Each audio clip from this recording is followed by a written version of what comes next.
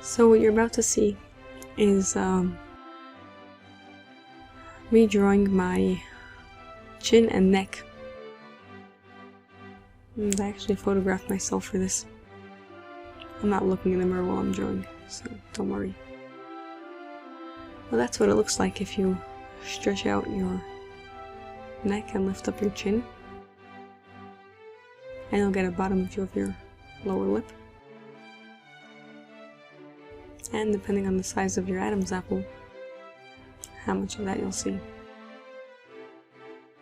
So of course there are parts of this anatomy that are very much shadowed by the chin, parts of the neck, and the chin here will be very much in the light. So I'm using a gray pencil to put in these darker areas and the lines on the neck. And here's the fold between the lower lip and the chin.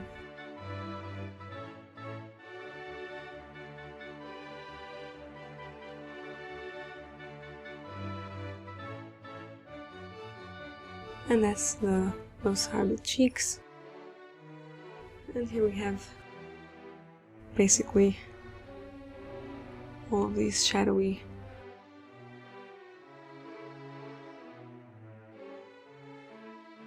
dark areas.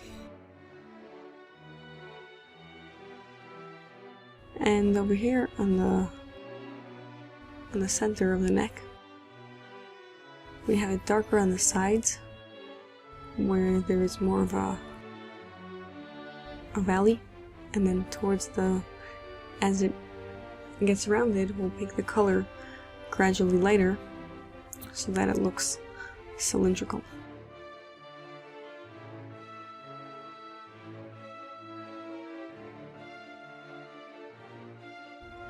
And I'm using some hatching and cross hatching for this, so that it's a little bit of a smooth look, not so choppy, and just looks like a bunch of lines. So if you go back and forth in the same area in different directions, that gives it a smoother look.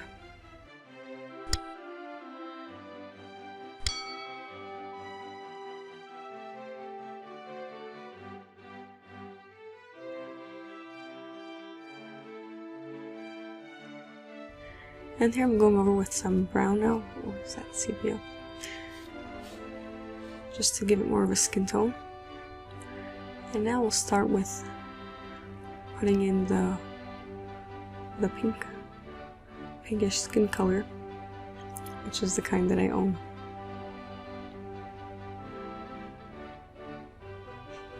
And of course, as usual, we'll go over layer by layer in different shades. Remember that skin is not just one color. It has different tinges of different colors to it. So you can put in a bit of pink and yellow. Some parts you can put blue and brown. And these are all what make up our skin color. Here you see I'm using a bit of a yellowish brown.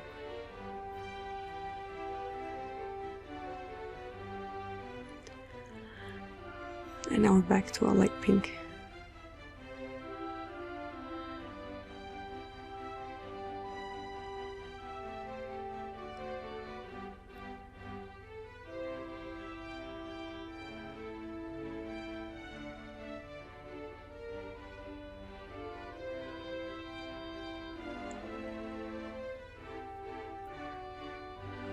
So I find it more useful to use the side of a blunt pencil for all of these layers of colors, since if your pencil is very sharp, then you can put down mostly what is on the tip of it, and if you have a blunt edge, then you just get more down as you are putting the color on. And I re-emphasize those lines on the neck that are the creases that are always there in potential, even if you're not creasing your neck.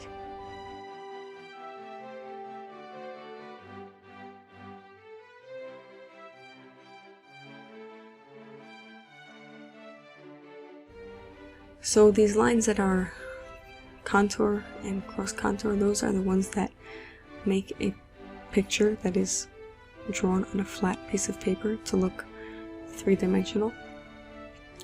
So it's very important to include them.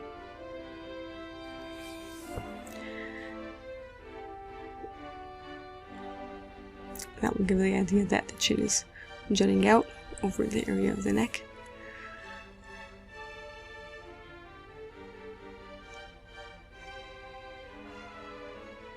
And you see parts of the neck that are lighter because they stick out more, or the light is hitting them.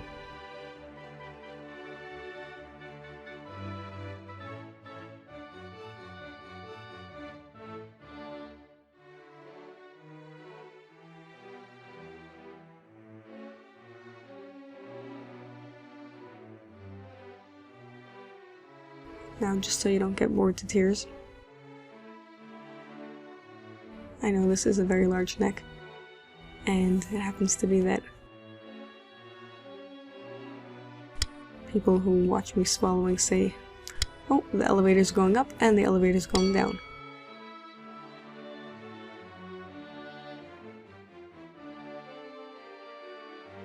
But don't worry, it looks pretty normal in real life.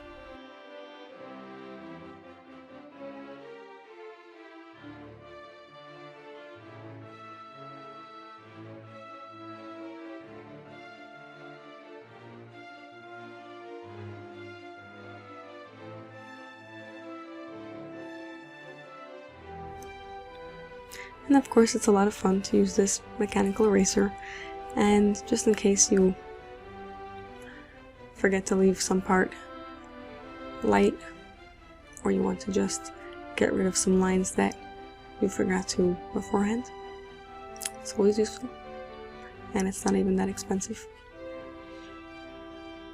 So it's a fun tool to have around. And here I'm using a blending stump to get those colors together.